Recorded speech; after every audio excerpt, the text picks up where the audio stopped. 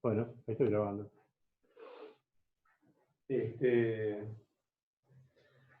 Seguimos con nuestro teoremita. Hoy vamos a avanzar un poquito más, a tener una descripción un poquito mejor de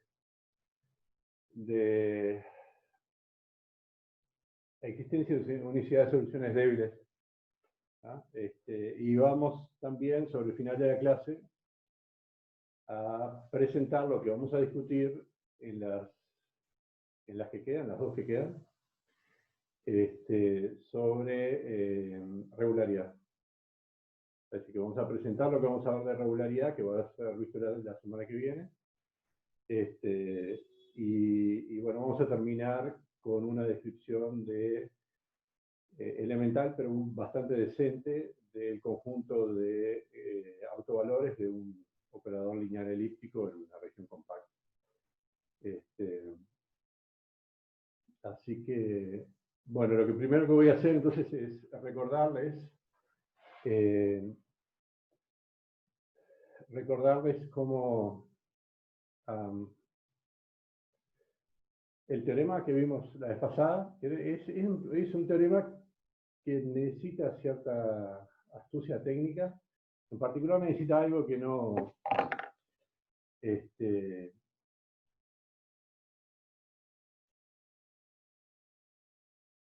no es necesariamente parte del curso, que es ciertas propiedades de operadores compactos. Son propiedades como básicas, pero bueno, eso no es como queda un poco al margen del curso. Lo vamos a usar, las usamos de hecho, pero bueno, hay que usarlas con cierta astucia y bueno, ahí queda armado el teorema. No tiene gran complejidad, excepto que hay que usar bien esos teoremas de operadores compactos. Así que bueno, primero voy a recordar entonces lo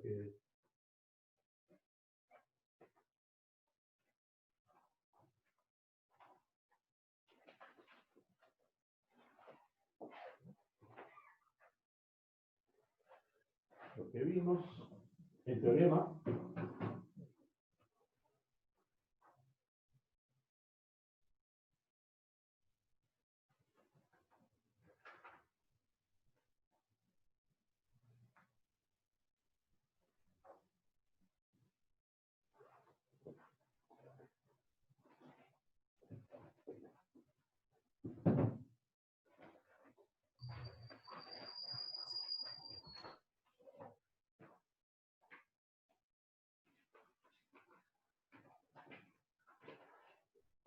Bueno, entonces vamos a poner así repaso.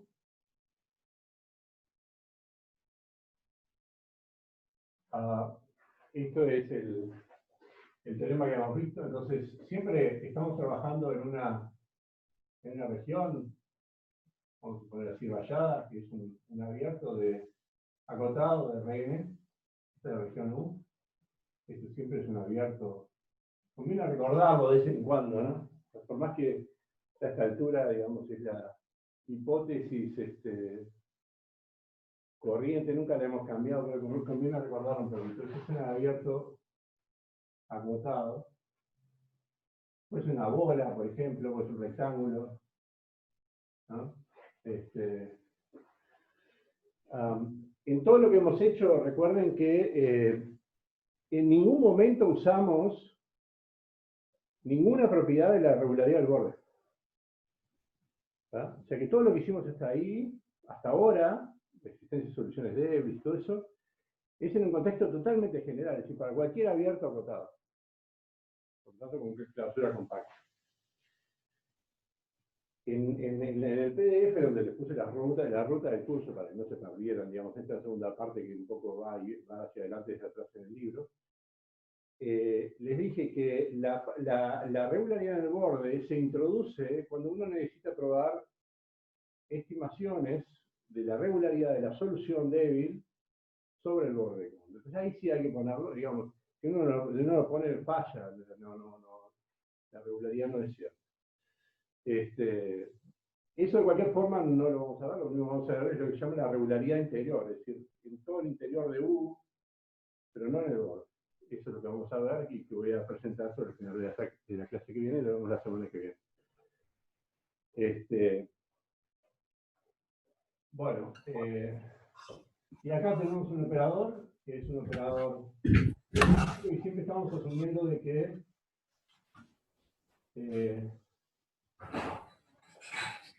el operador tenía esta forma. Estaba escrito en forma de divergencia y los coeficientes son C infinito, son funciones C infinito.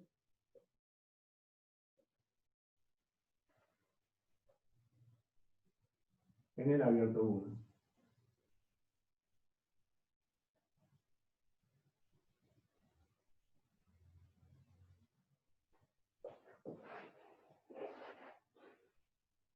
¿Vale?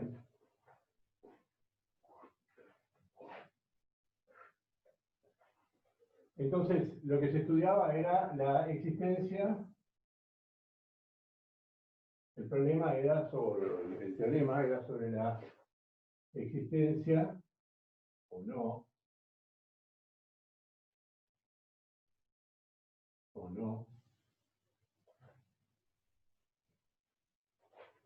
de solds débiles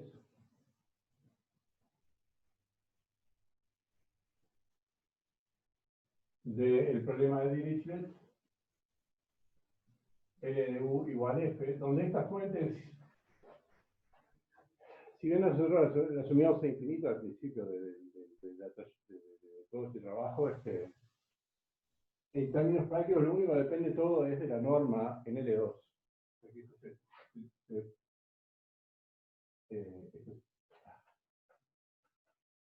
Soluciones débiles de esto y esto es L2.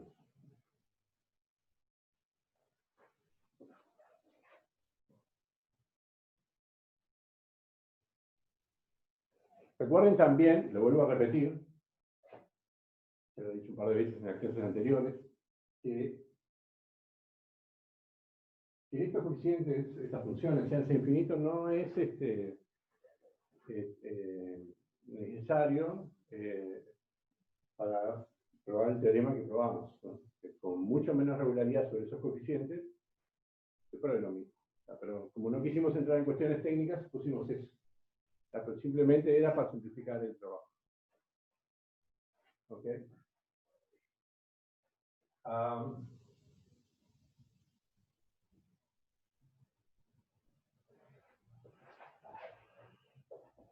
La pregunta era,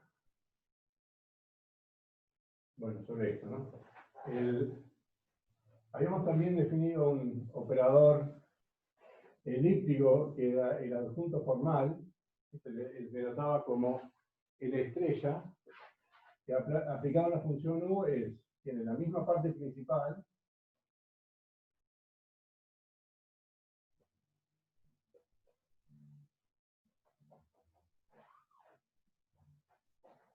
pero luego aparece un poquito distinta aquí.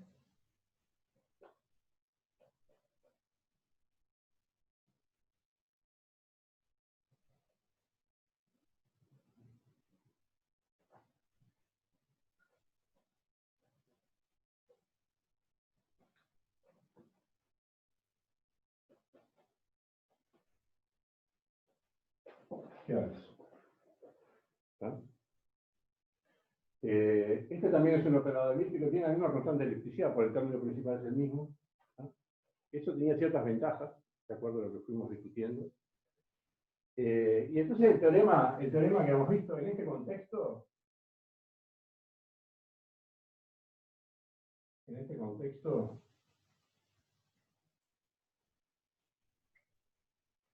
el teorema era, o decía, ese es el segundo teorema de existencia de soluciones débiles, que era lo que se llamaba el teorema de la alternativa de Fredholm, cuyo nombre venía del hecho de que se usaban las propiedades de operadores compactos que se llaman así, propiedades alternativas de Fredholm.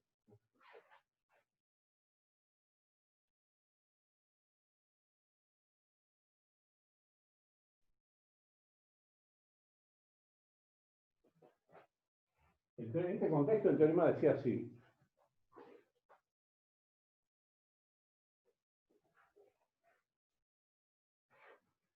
Estrella, este sistema, ¿no?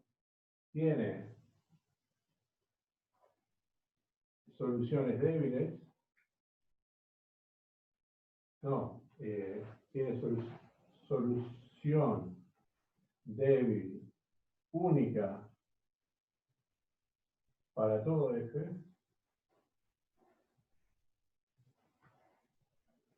perteneciente a N2 de U, sí, solo sí,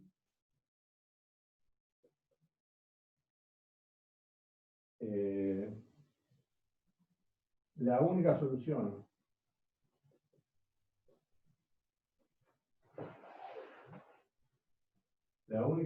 solución débil cuando F igual 0 es U igual 0. Es decir, que se ponga acá fuente 0, la única solución que sea trivial. ¿Eh? Siempre está, si pongo acá 0. ¿Eh?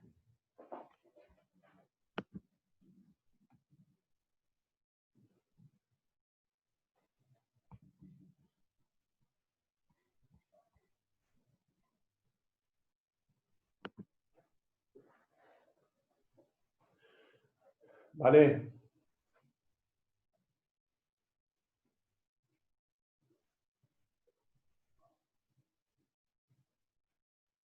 Esa es la primera parte. Es decir, que hay dos alternativas. O bien esto tiene solución única para toda F, o bien cuando pongo F igual a 0, hay más de una solución ahí, o sea, hay otra solución además de la trivial. Es decir, que este operador aquí tiene un kernel no trivial, un kernel débil, ¿no? Porque las soluciones son débiles. Además,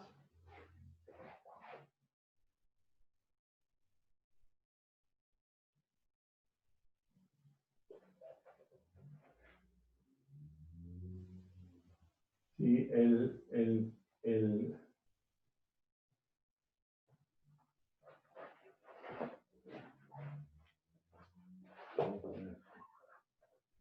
además, el espacio vectorial, un poquito mejor, un poquito.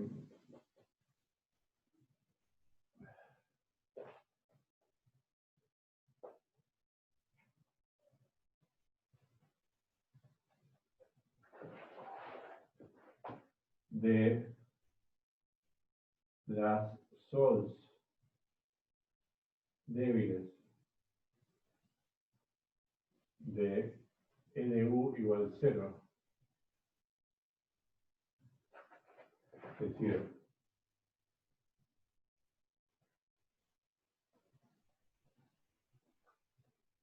el kernel débil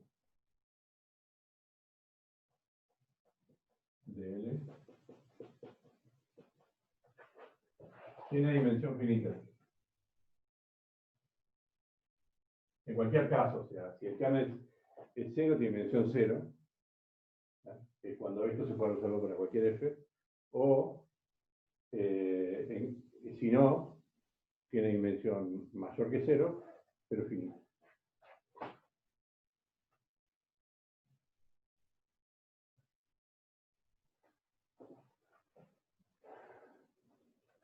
Y es igual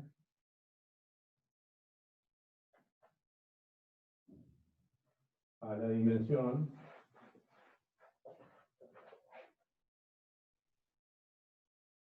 del kernel de la estrella débil.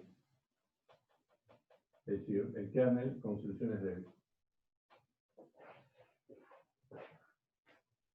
Finalmente,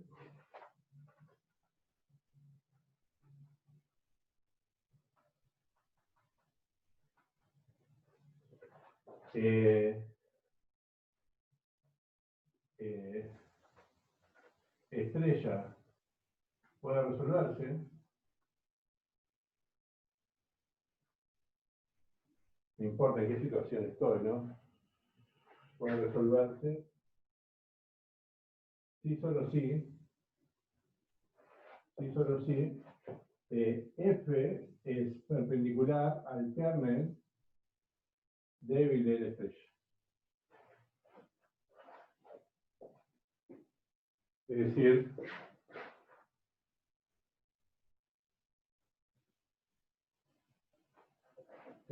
que el producto interno en N2 de F con V es igual a 0 si V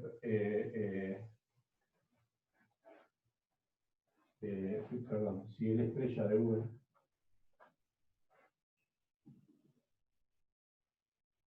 es igual a 0,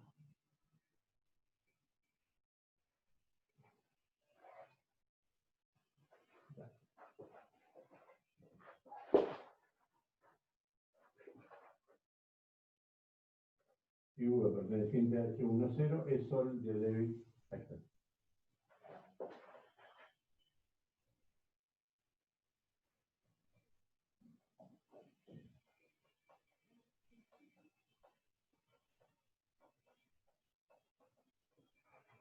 ¿Está? Bueno,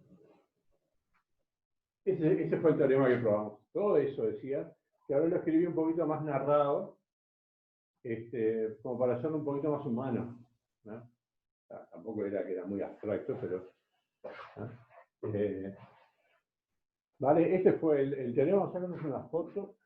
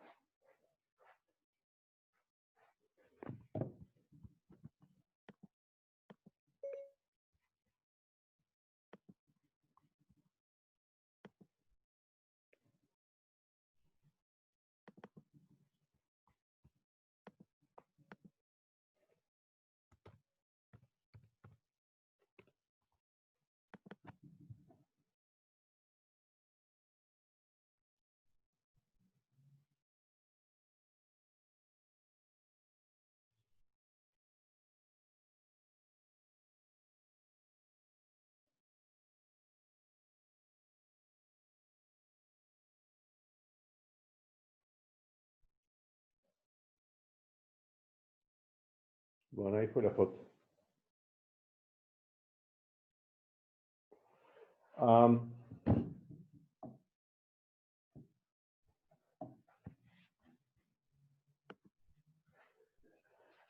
Vale, vamos a ver un ejemplo. Vamos a ver un ejemplo. Una pregunta, Martín. Ahí abajo, siempre es el kernel débil, ¿no? Siempre O sea, es el siempre. kernel débil, o sea, es el ¿Y kernel el que kernel es débil débil. o sea, es el kernel respecto a H10? Sí, Eso claro. sería. Ah, gracias. Sí, sí, sí. Sí, sí. Hasta ahora todo lo que hicimos llega hasta ahí. Llega hasta soluciones en sentido débil H10. Con el análisis funcional mucho más no se puede hacer. Después justamente tenés que ponerte ya a ver en qué espacio funcional estás, y son funciones esto, no son vectores abstractos en un espacio de giro, no son funciones. Entonces después, una vez que termina uno de estos, tiene que ver lo de la regularidad. Pero hasta acá siempre es todo débil, todo en un contexto de análisis funcional, todo muy general. Después en algún momento tenés que bajar a la tierra a ver qué ingredientes tiene donde pisás, ¿entendés? No sé si me explico. Soy muy poético. Es una pregunta técnica. No es un kernel formal eso. El L o el L estrella. ¿En qué sentido un kernel formal? O sea, es el kernel débil, ¿no? Son soluciones de eso débiles. Sí, claro, en ese sentido, y ningún otro, no es el kernel de esa lineal. No. Por eso le puse débil siempre, ¿no? Bien. O sea, son soluciones débiles. no satisfacen esto porque las soluciones están o sea, no satisfacen necesariamente eso punto a punto, pero las soluciones están hasta donde sabes solamente en H10, es decir, tiene una sola derivada en L2, no sabes si tiene dos derivadas, y por tanto acá no sabes si lo puedes evaluar. O sea, Lógico. Esto, recuerden, ¿no?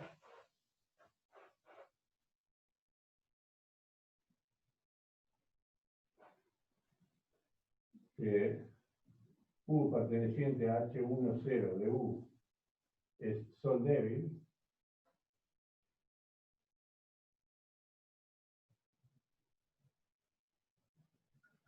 De LU igual F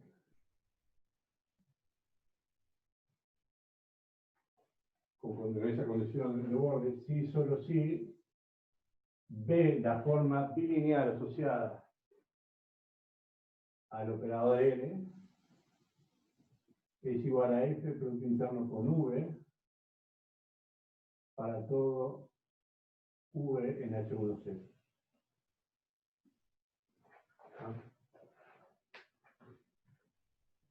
Es decir, el kernel débil de L son todas las U, tal que B de V es igual a 0 para todo V. Acá F la fuente es 0. En sentido muy débil. Es interesante, ¿no?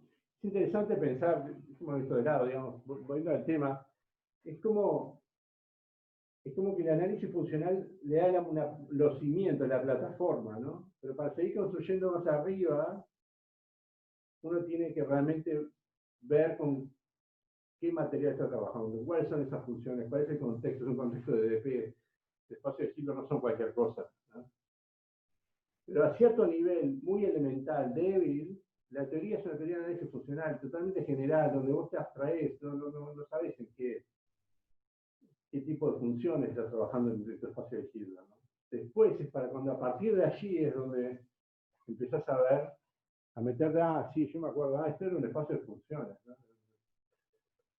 El espacio de Sobol, sí, bueno. A partir de allí empiezan pero como la plataforma está dada en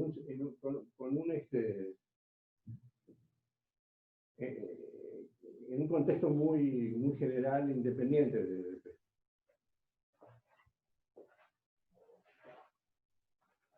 Y eso es prevalente, ¿no? Eso pasa en este ejemplo que decidimos tomar para ilustrar algo de la teoría moderna de DP, que vamos a trabajar, o en nosotros, también es igual, ¿no? Muy parecido. Siempre hay un sustrato abajo, una plataforma sobre la cual se basa todo lo demás, que discurre, digamos, en un nivel solamente en espacio Hilbert.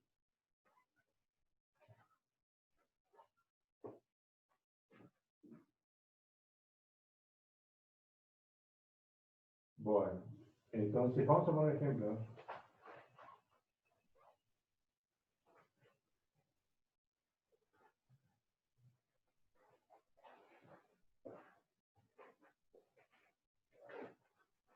Pongamos un ejemplo de cómo se puede aplicar este teorema que acabo de escribir, lo acabo de narrar, de hecho, en un contexto particular. Tomemos, por ejemplo, la matriz AIJ de X, que es una matriz constante.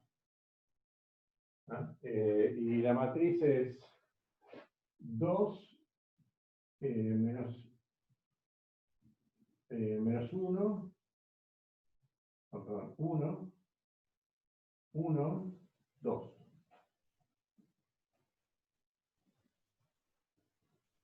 O sea que la central de esa matriz no depende de X. Eso es A y J, ¿no? Esta, por ejemplo, esto es A1, 1, ¿no?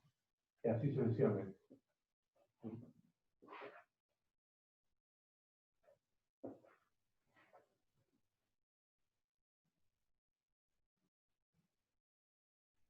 ¿No? Y vamos a poner que B y de X es igual a 0, idénticamente 0, esa función no está, esta parte del operador no está. Y vamos a poner que C Acá obviamente estamos trabajando en n igual a 2, es decir, R2, ¿no?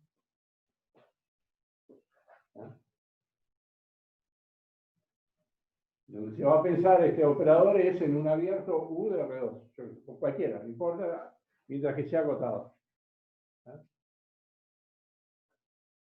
Y vamos a asumir, por ejemplo, que C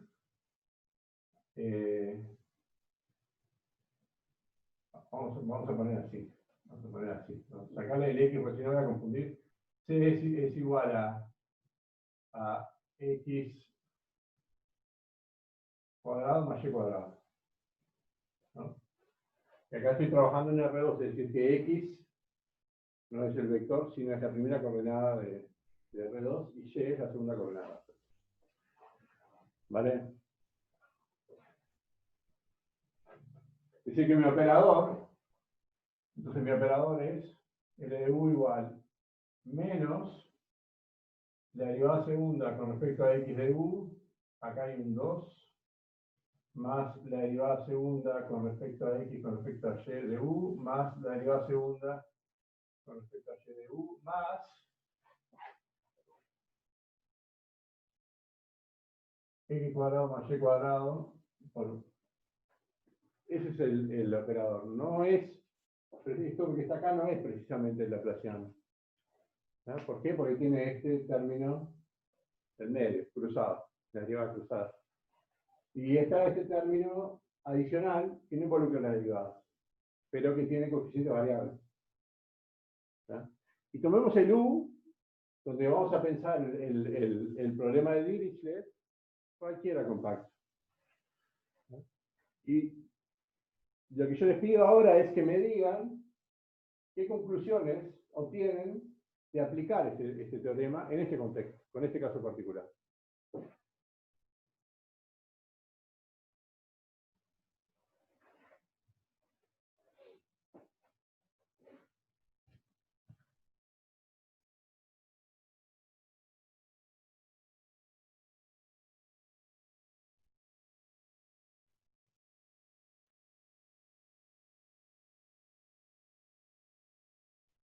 Así me pueden decir algo. Este de acá no cae en las hipótesis de las estimaciones de energía, que como el C, como el B es 0 y el C es positivo, no tenés ya el teorema anterior, el teorema 1 de existencia ya no te dice cosas. Sí, lo primero que tenés que ver es que sí es elíptico, ¿no? Bueno, sí. sí, está bien. ¿Elíptico? ¿Por qué es elíptico?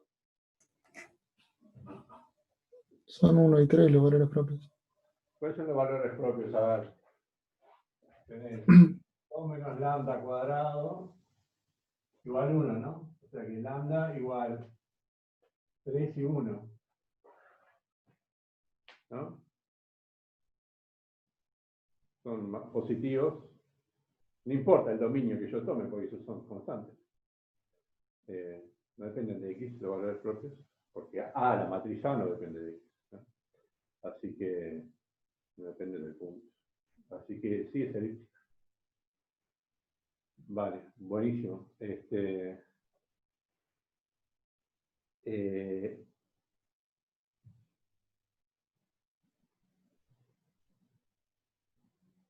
Bueno, ¿hizo autoadjunto este?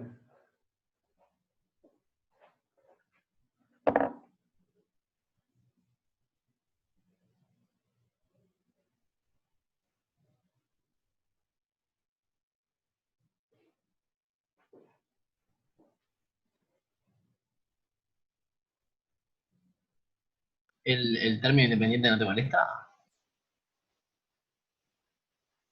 Digo, pensando en la fórmula de la estrella, ¿no? Acá, ahí. Sí.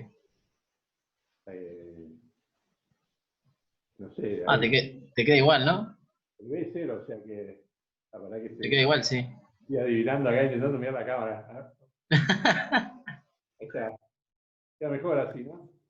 Sí, sí. Este B es 0, ahí, ¿no? Y acá es 0. O sea que me queda el mismo operador que antes, o sea, efectivamente. No intento adivinar más. El B es 0 acá y acá, o sea que me queda el mismo operador que antes, ¿no? Siempre que el B sea 0 es autoadjunto. Si está puesto en forma de divergencia, o sea, si el término principal tiene esta estructura. ¿Vale?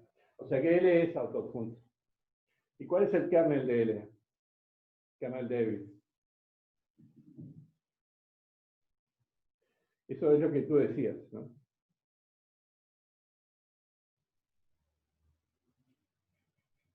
Lo del teorema de Sí, Lax-Milgram. claro, se puede aplicar efectivamente que habíamos comentado, y yo creo que lo puse en el práctico, es uno de los problemas del práctico. ¿No? Es uno de los problemas del lema. Que cuando esto es 0, cuando esto es mayor o igual que 0, como es el caso, porque C es x cuadrado más y cuadrado, entonces el B está en las condiciones del teorema de Lax-Milgram, es decir, que el kernel débil de L, hay existencia de unicidad hay existencia de unicidad, digamos, del problema homogéneo sin fuente, y bueno, entonces la única solución es C. En este caso se puede ver también explícitamente, ¿no? ¿Cómo sería? A ver, vamos a borrar aquí, ¿no?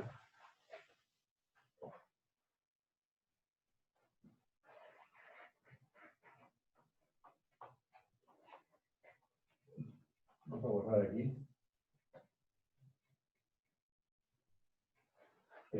¿Cómo sería explícitamente B, la forma bilineal asociada a U, V? Explícitamente, en este caso.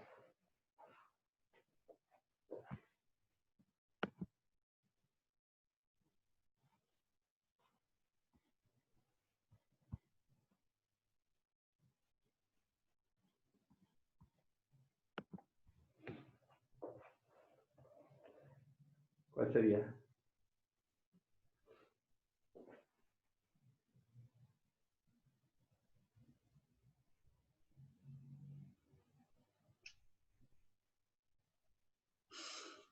O sea, la integral de esto por B. Haces como que U y V son diferenciables, aplicas L a U, lo multiplicas por U e integras, ¿no? El resultado es explícito y esto te queda igual a la integral de la derivada con respecto a x de U al cuadrado más 2 acá, la derivada con respecto a x de U por la derivada con respecto a y de U, más la derivada con respecto a y de U al cuadrado, más x cuadrado más y cuadrado por el cuadrado. Eso es lo que te queda. Perdón. Bueno, acá B de U. Porque en realidad es lo que necesito. Perdón. Sí, dejémoslo ahí. Calculamos B de U. ¿Vos querés ver a mano la condición 2 de Lax-Milgram? Sí, claro. Ok. Yo te iba a preguntar, Martín, eso. Cuando dijeron que los BI fueran 0 y C positivos, eso implicaba que estaban las hipótesis. ¿Eso era en la forma de divergencia o era en la otra? No, siempre divergencia, sí. ¿Sí? Está. Siempre divergencia.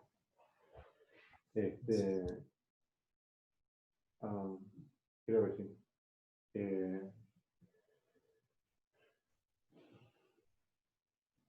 Entonces, a ver qué pasa. Si B de U es igual a 0, ¿cuánto vale U?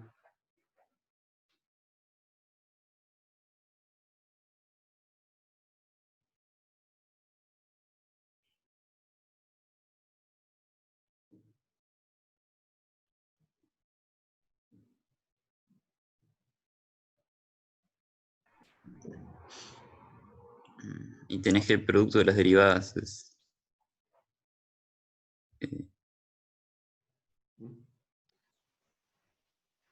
El producto de la derivada no lo puedes cambiar por el binomio, como siempre, o un menor igual ahí, y tratar de dejarlo integrando positivo. Sí, claro, lo que pasa es que menos es 0 es menor o igual que AB más A cuadrado más B cuadrado. Ahí va, es buenísimo. Fácil. Entonces esto que está acá, no importa que sea esto más igual que 0. Entonces, si esto es 0, esto tiene que ser 0 punto a punto. Porque U tiene que ser 0. ¿No? Entonces U igual a 0 CTT, digamos.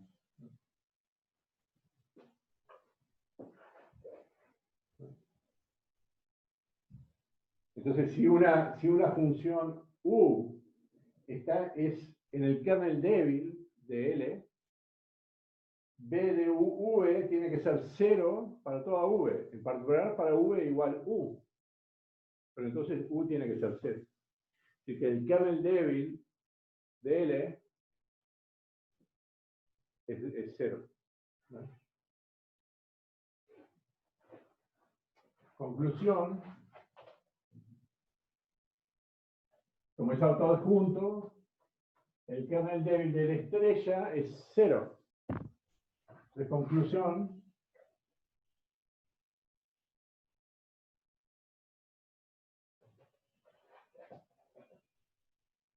L de U igual F, U restricto al borde U igual 0, tiene sol única para toda F perteneciente a L2 de U,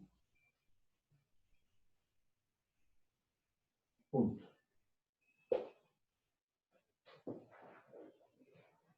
Es decir, que eso siempre tiene soluciones de Davis, independiente, lo voy a escribir acá, ¿no? Entre paréntesis, independientemente de quién es U. No importa el dominio.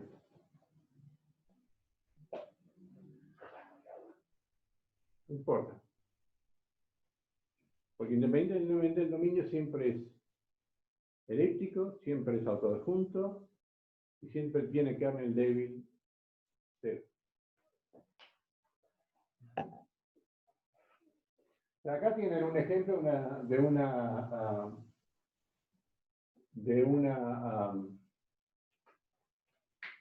ecuación diferencial con un operador no trivial que no tiene esa forma apetecible de los simples de los operadores que trabajamos al principio del curso.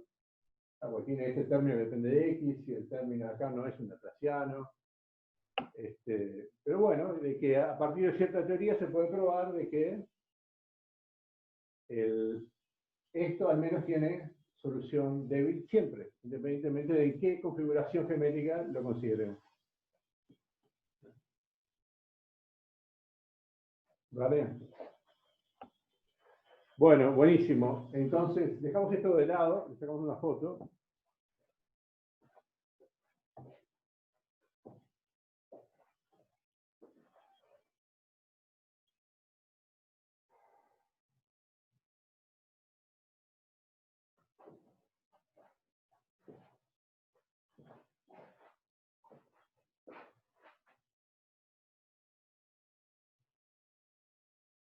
Bueno, ahí va.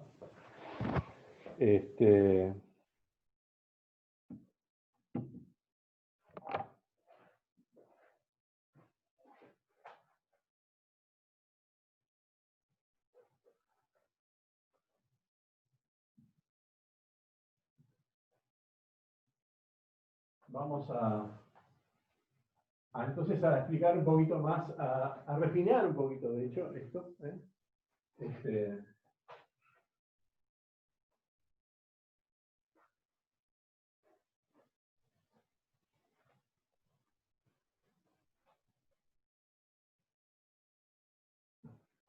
Estudiando el problema de valores propios.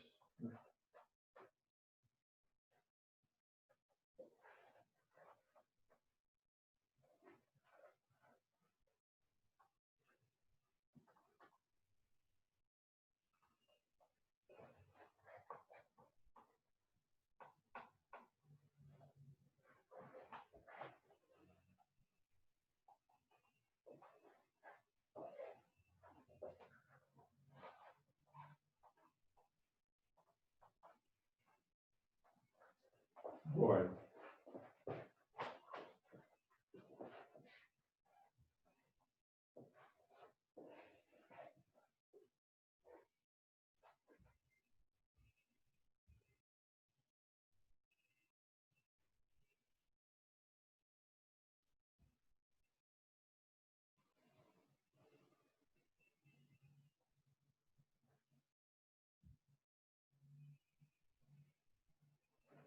Bueno, siempre el mismo contexto, no lo voy a repetir porque lo dije al principio de la clase. ¿Tá?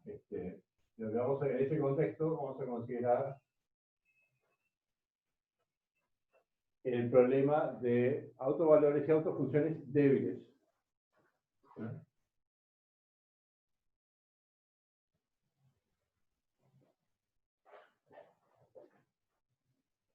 Consideramos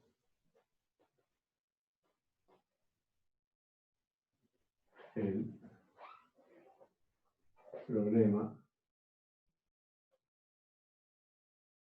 de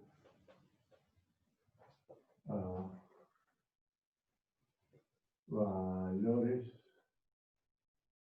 y funciones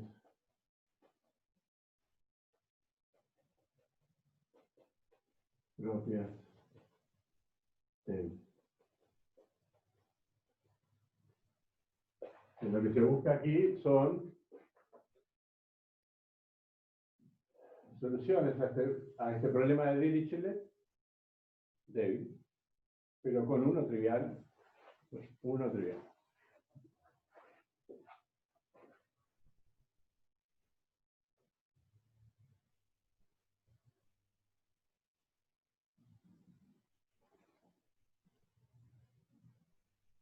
Así que acá la incógnita en realidad son dos cosas, ¿no? U y lambda. O sea, la pregunta exactamente es, ¿para qué lambdas reales existe un 1 trivial solución de Vildés? ¿No? La pregunta es precisamente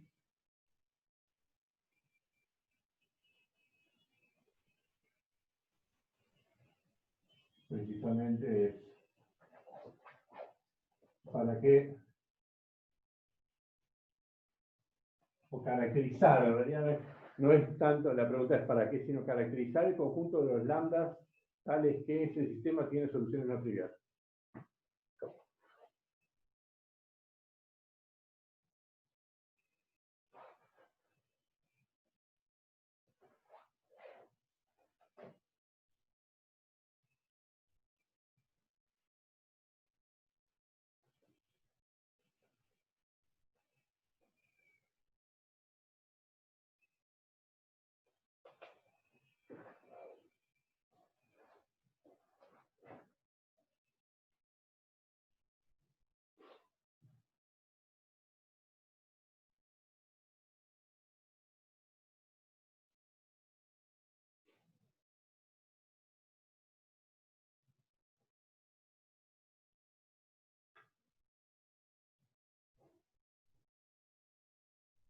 ¿Qué pueden decirme de esto a comenzar? Acá es un... no.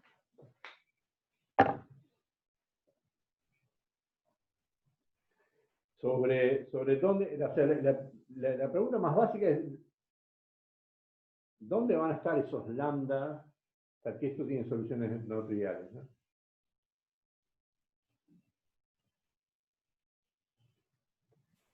Usando lo del mu, ¿cómo es eso de que eso del mu, como que tendría que pensar, no sé si una cota superior o una cota inferior, a partir de la cual siempre la única solución es cero? Bien, muy bien. Bueno, exactamente, ¿no? Los mu, los lambda, los valores propios, están acotados por debajo.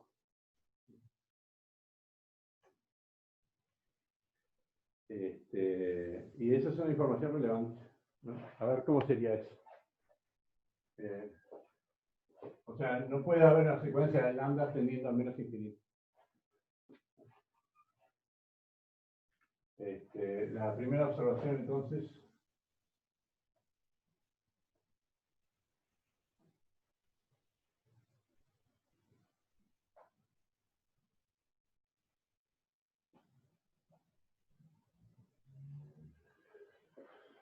lambda está acotado por debajo.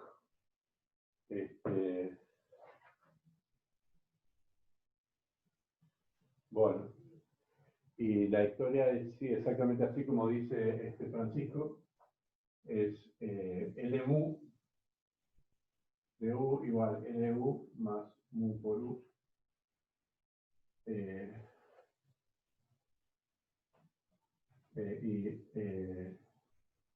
Claro, igual mu más lambda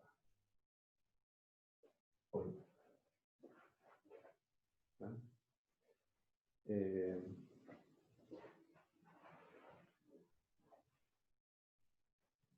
O sea, podés pasar el menos lambda para el otro lado y te queda el L sub menos lambda, ¿no? Eso es lo que está diciendo.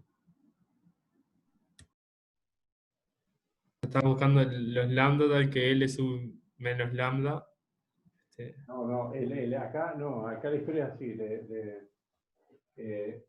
Cuando considera esto, existe, o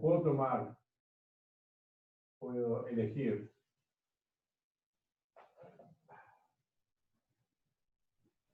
mu suficientemente grande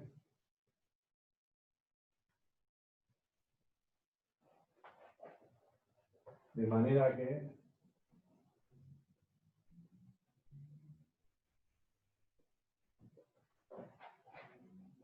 L mu, el B mu, o sea, la forma bilineal asociada a L, satisface o está en las hipótesis de Lax-Milner.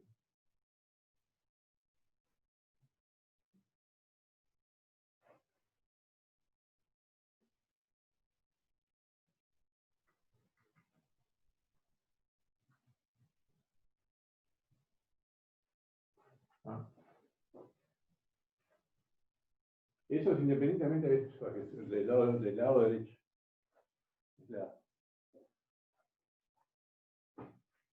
¿Ah? Entonces, a ver qué pasa. Beta por norma de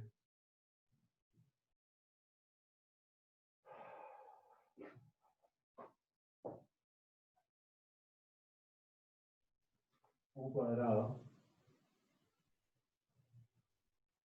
es menor o igual que B mu de UU. Acá beta, el beta es la constante de las hipótesis de Lax-Milner. Esta no depende de lambda, ¿no? Entonces, solo depende de mu, ¿no? Y acá la norma es en L2. No, perdón, la norma es en H1. Pero no importa, esto es mayor o igual que beta por la norma de U en L2. Porque esta norma es mayor o igual que la contiene. Y esto, si esto es igual a esto, entonces esto es igual a mu más lambda por la norma de U al cuadrado en L2. Entonces, mu más lambda es mayor o igual que beta. Entonces, lambda es mayor o igual que beta menos mu. ¿Va? Y obviamente, nuevamente, esto no depende de lambda. ¿Ok? O sea que efectivamente este es el lambda 0, que es la cota inferior de lambda. Pero Martín, mi duda es, el estrella ya, o sea, allá arriba, lo podés escribir como, sí, si pasás el menos lambda u para o sea, lambda u como menos, ya te queda lambda sub menos lambda, L sub menos lambda u igual 0, ¿no? Entonces es el mismo problema.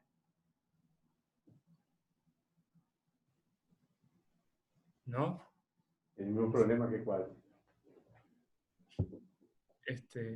El L estrella, o sea, Vos pasás el lambda a U restando, ¿sí? Te queda el operador aplicado a U menos lambda U igual a 0, o sea, ese problema.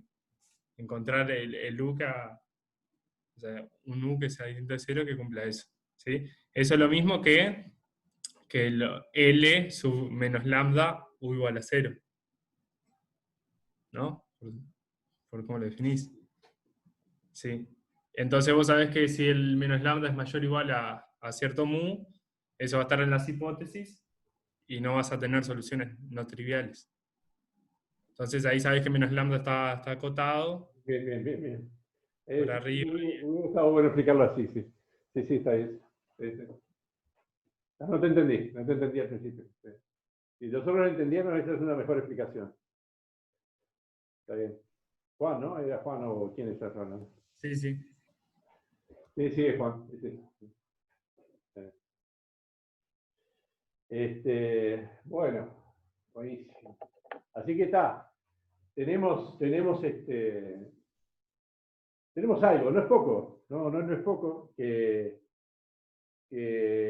los valores propios estén acotados por debajo y la cota inferior depende solamente del operador L. En realidad depende del operador L y del dominio en el que se está considerando, porque esto acá depende del dominio.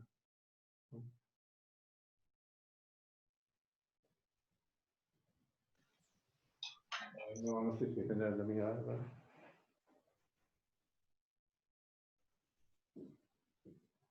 ¿Qué cosa depende del dominio? De la constante mu.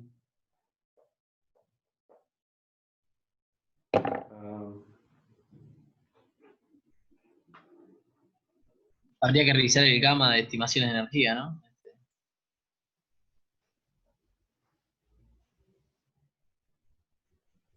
Sí, sí.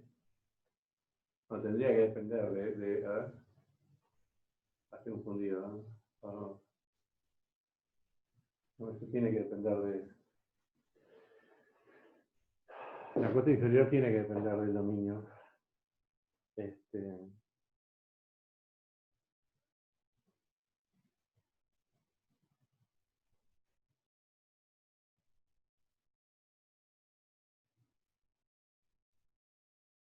Sí, tiene que depender del dominio. Ahora no me cuenta en qué momento, pero tiene que depender del dominio.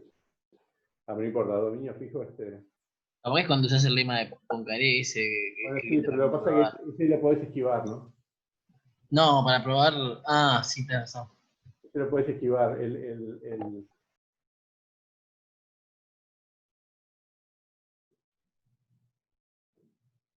sea, si en algún momento se usa. No quiero entrar en eso, tenemos que terminar la clase, se nos está yendo. Pero sí, depende del dominio.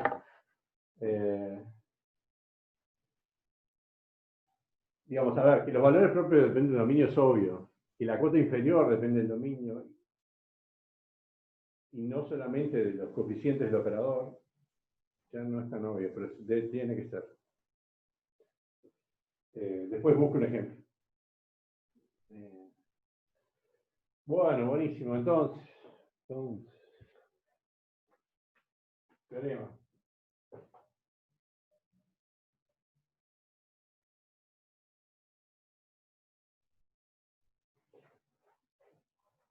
Ese es el tercer teorema de existencia, según lo titula el libro.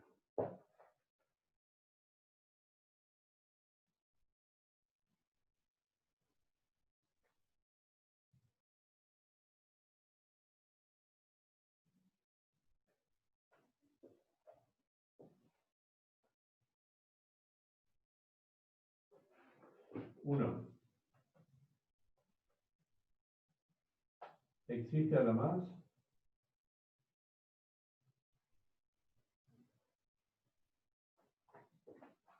un conjunto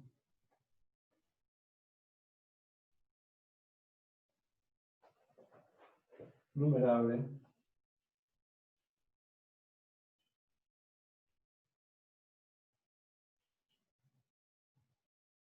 acá en el libro se llama sigma mayúscula, incluido en R, de valores propios de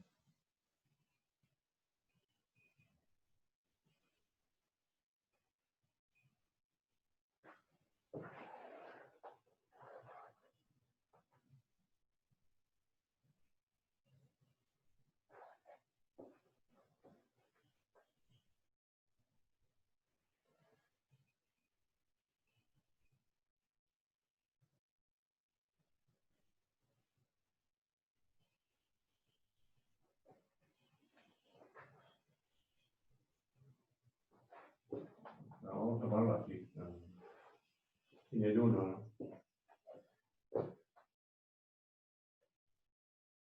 Entonces, además,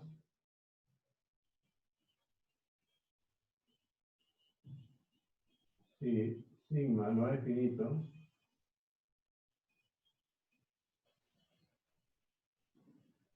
entonces sigma se puede escribir como una secuencia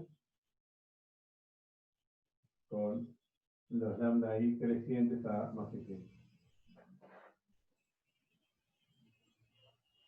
O sea, como una secuencia creciente. No se acumula en el medio.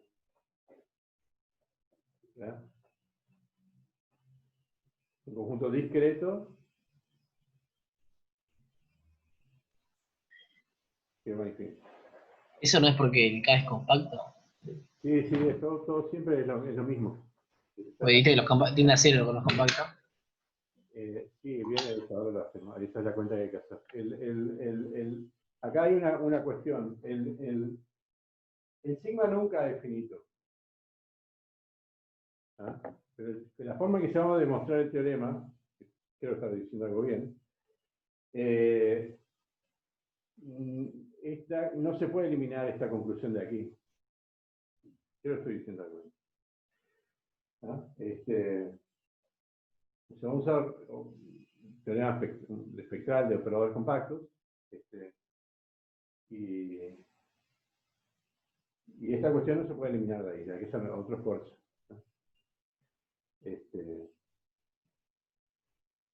Pero bueno, está. Entonces siempre va a pasar aquello. Lo que pasa es que este teorema no lo está diciendo. ¿Vale? No es cierto que un operador elíptico en un coso tenga un dominio tenga un número finito de autovalores. Falso. ¿No? Si no, las funciones propias no serían densas, no generarían N2, por ejemplo. Siempre generan. Siempre generan N2.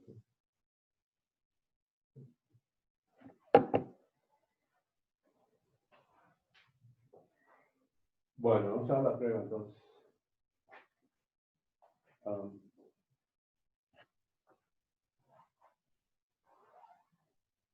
a borrar.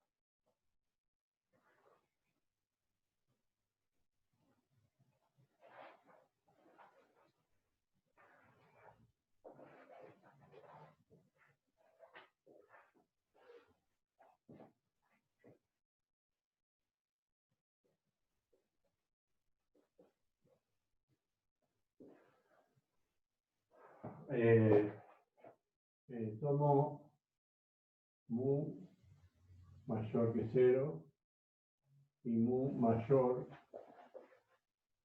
que menos lambda 0. De manera de que mu más lambda 0 sea mayor que 0. Lambda 0 es la cota inferior para los valores propios y ya sabemos que existe antemano el contexto.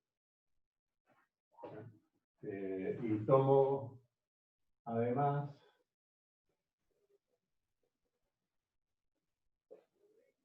mu suficientemente grande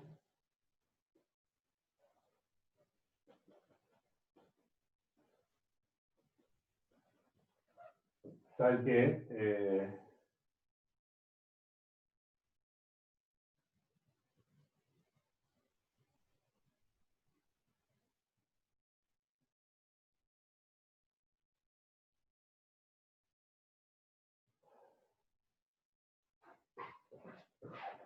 BU está en las hipótesis de Laxman.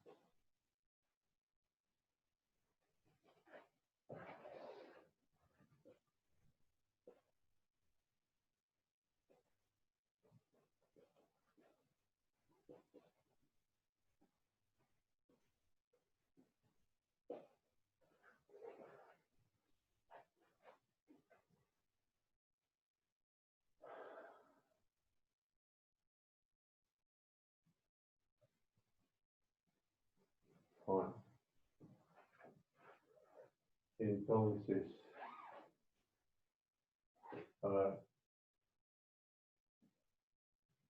L de mu de U igual mu más lambda por U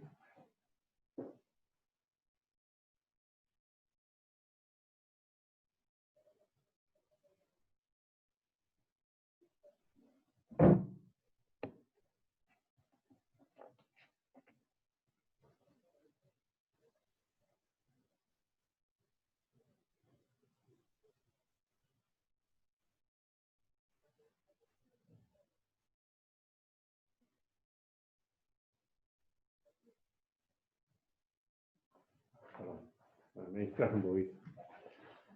Seguí pensando en otra cosa.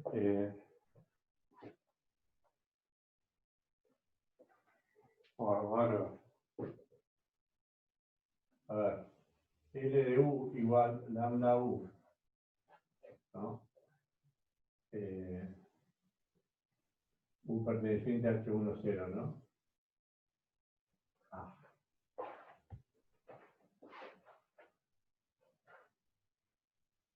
Ahí bueno, siempre la condición de orden. Esto tiene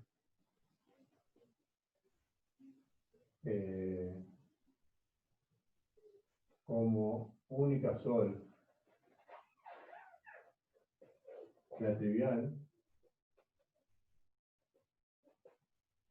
es decir que lambda no es valor propio.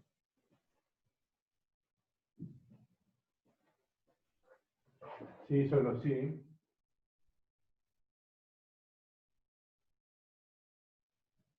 L mu de U igual mu más lambda por U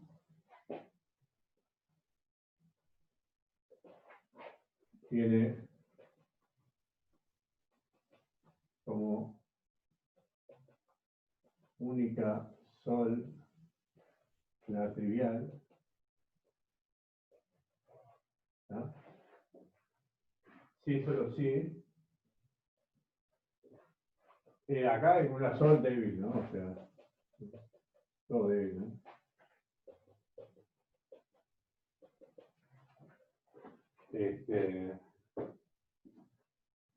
Sí, solo sí, U es igual a K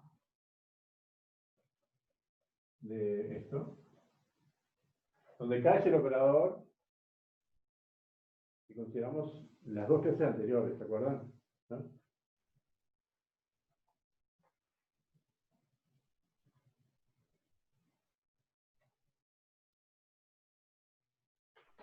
K es el operador, voy a poner acá entre paréntesis, K, G igual U, y solo si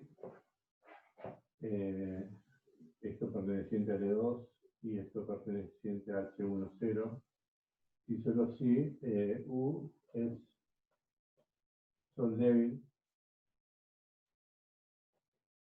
de L mu de U igual G,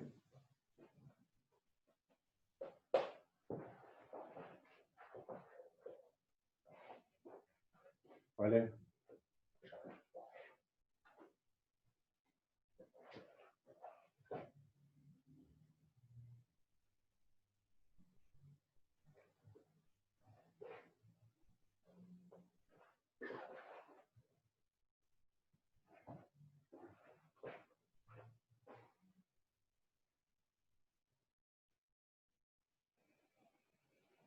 Bueno, esto es sí, solo sí, U igual mu más lambda K de U.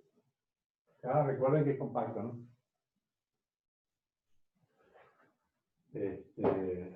Entonces, sí, solo sí, K de U igual, esto es mayor que 0, ¿no? Porque mu más lambda 0 era mayor que 0 por elección. Si esto es mayor que 0, puedo dividir sin problemas. Yo tengo esto, es decir, sí, solo sí, 1 sobre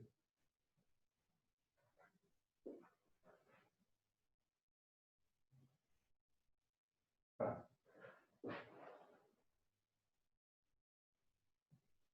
1 sobre mu más lambda, ¿qué cosa? Sí, solo sí, ¿qué cosa? El valor propio de K. ¿Es o no es? Bueno, en este caso estamos con un no, digamos. Estamos Estamos viendo cuándo es el. Dice, esto tiene la única solución trivial si solo si, claro, eso lo tenía que haber puesto en cada una de estas, ¿no? O sea, arranco, esto tiene como única solución de la trivial si solo si esto tiene como única solución de la trivial si solo si esto, voy a poner comillas acá, tiene única solución de la trivial si solo si esto tiene única solución trivial. Y acá entonces, es que si esto tiene como única solución trivial, esto no es valor propio.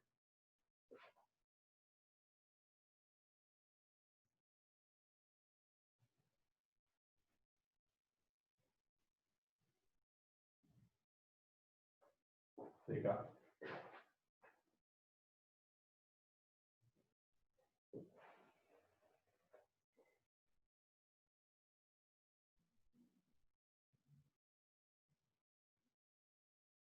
Y ya recuerden que va de L2 en H10 que está incluido en L2.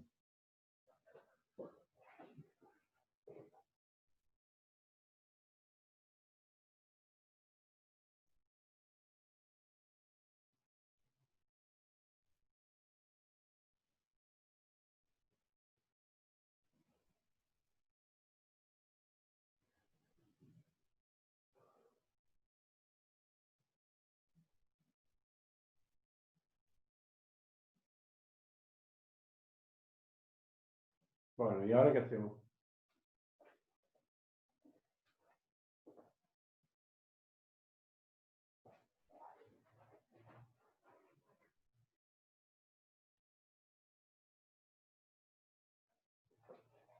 Y ahora puedes usar que los operadores compactos tienen.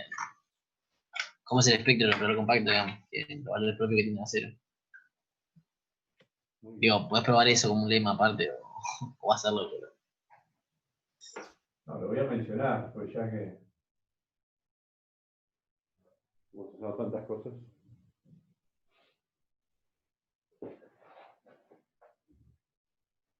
Si K es un operador compacto de espacio de Hilbert en espacio de Hilbert,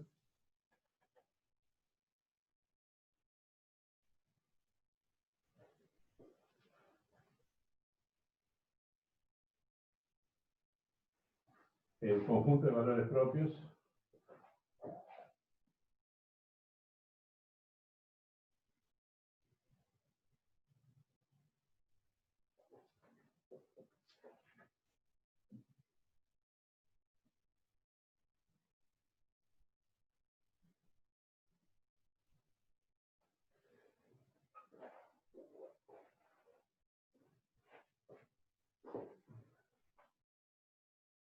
es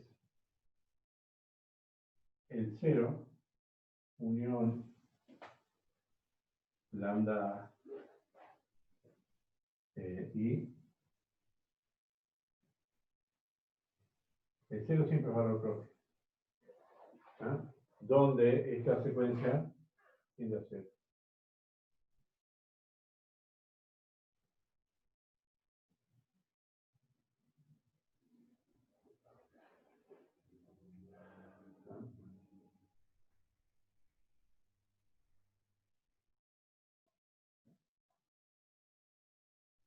No sé por qué acá lo hice por la negativa, ¿no? Pero si le cambias todo el no, no sé por qué lo hice por la negativa. Lambda es valor propio, si solo si esto pasa, si solo si esto pasa, si solo pasa, si solo si esto es valor propio. No sé por qué lo hice. ¿No?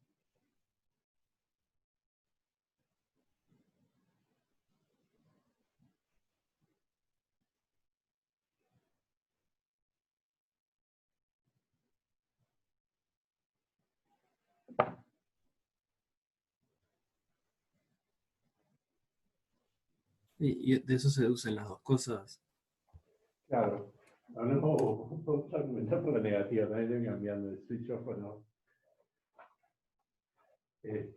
A ver, venimos de acá, ¿no? Venimos de acá y venimos de acá.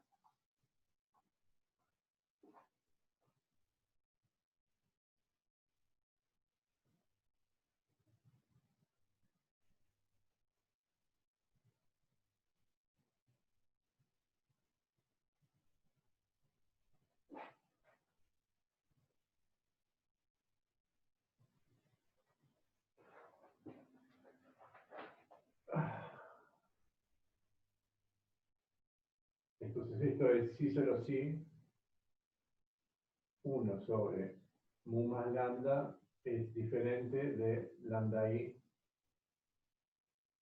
con lambda i menos 0. Vamos a ponerle, le voy a cambiar el nombre acá, porque si no el lambda se me va a confundir. Le ponemos, sí, le voy a poner K. Esos son los valores propios de K, son K.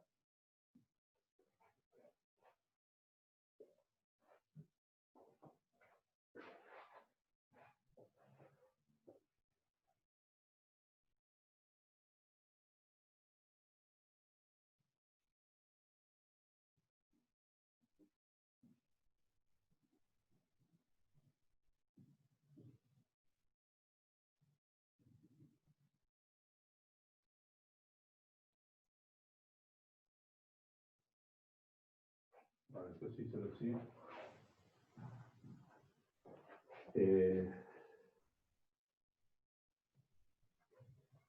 Lambda es diferente de 1 sobre K y menos mu.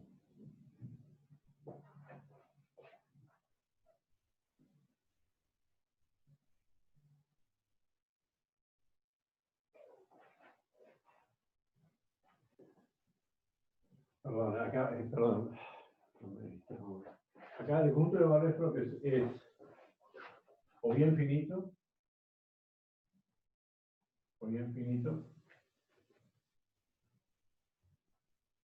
o pasa esto.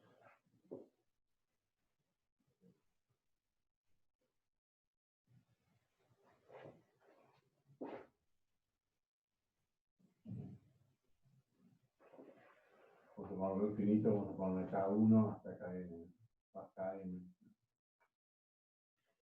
En cualquier caso, si solo si no pasa esto, si solo si no pasa eso, ¿no? Y que los valores propios son finitos o están en un conjunto que tiende a infinito, discreto. Porque cuando esto tiende a 0, esto tiende a infinito.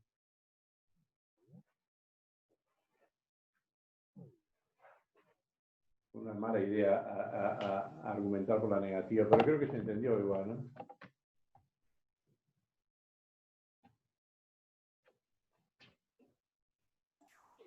¿O no? A mí me da un poquito la duda qué pasa con el KI 0 ese. ¿Acá? O sea, KI puede ser, o sea, 0, ¿no? Hay un valor propio que es No, 0. la puse aparte. Ah, está. Pensé que lo estabas considerando ahí.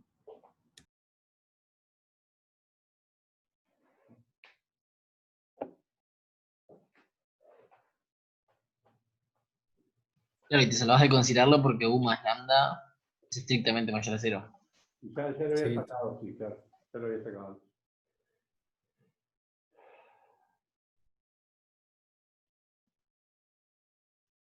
No sé qué moraleja uno tiene que sacar de esto, ¿no? Pero capaz que la importancia de los operadores compactos, ¿no? Se ve claramente, ¿verdad? Y cómo el espectro tiene que ver con esto. ¿No? Es una propiedad de... Está en el K este, ¿no? Y la compacidad este venía de qué? De la Rayleigh-Kondrakov, ¿no? De que H10 está encajado en L2 compactamente. Ese teorema, el de Rayleigh-Kondrakov, pregunta, ¿pedía que luz fuese acotado? Sí, sí, sí. No me acuerdo, ahí va. Sí, sí, está Ok. Ahí va. Así que ahí es donde usamos en toda la teoría que luz es acotado, porque en otro lado no, ¿no? Digo, capaz que hay que sentarse a pensarlo. Puede ser que sea ahí el... Bien. Habría que revisar, pero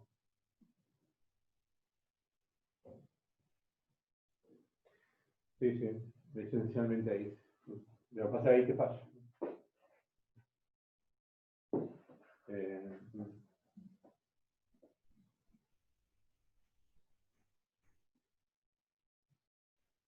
O sea, Poincaré falla en regiones no acotadas.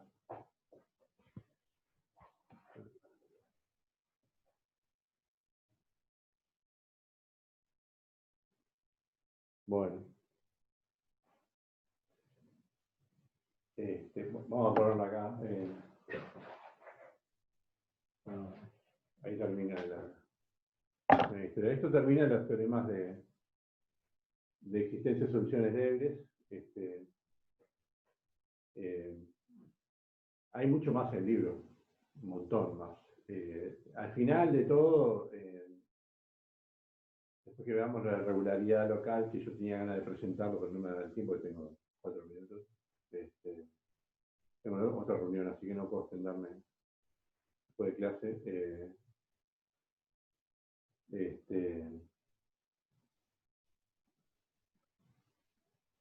Después de lo de la regularidad y la regularidad en el borde en el libro, hay otros teoremas sobre la regularidad de los valores propios y funciones propias. Eso, digamos, sería lo ideal en un curso más completo de EDP, probarlo bien todo. Y la completitud de las funciones propias en el E2, o sea, que generan el E2. Yo no voy a mencionar eso para poner un broche al curso, anunciar el tema. De hecho, ya más o menos había dicho cuando comenzamos el estudio general de las CDPs elípticas que el tipo de teoremas que había que tener en mente que se podían probar era, por ejemplo, existencia y unicidad de funciones propias, regularidad y que generan el E2. Eso lo mencioné. Obviamente que estamos en un trecho que no vamos a poder cubrir de eso, pero bueno, digamos, ya el que pudo seguir hasta acá, y son varios de ustedes los que pudieron seguir sin problema, lo van a poder leer sin problema ustedes, así que más o menos quedan ahí como para leer. Ok, no mucho más. Voy a hacer el esfuerzo a ver si termino de corregir las acciones. Martín, Sí. perdón que justo mencionaste, ese teorema de que genera L2, ¿no le pedís que se autoadjunte el operador? Siempre es. No sé, me suena sorprendente, por eso te pregunto. No, sí, antes de irme, sí. Ok. La matriz ya tiene que ser simétrica, para empezar. Ahí va, eso. Bien. Y ya te digo cuál Claro, es. vamos a ver igual. Bien, perfecto. Te lo voy a comentar, sí. ¿Dónde está? ¿Dónde está? Pues siempre estamos trabajando en un contexto de matrices simétricas, ¿no? Yo eso lo había mencionado. No,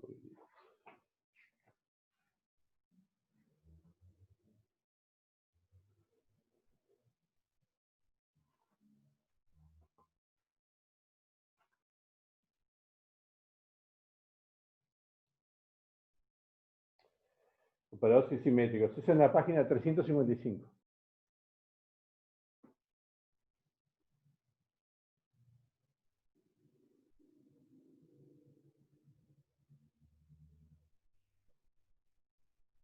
¿Ya? Y estos operadores no tienen B. Si le pones un C da igual también. Bien, bien, buenísimo. ¿Vale? Bueno,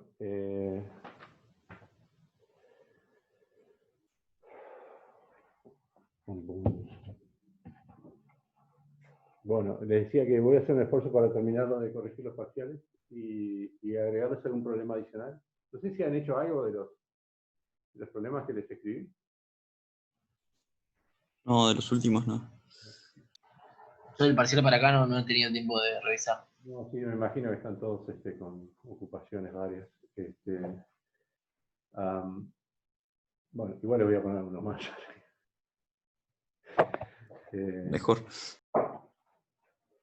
Bueno. Entonces nos vemos el lunes. Vamos el lunes. Dale, chao, Luego, gracias. nos vemos. Pero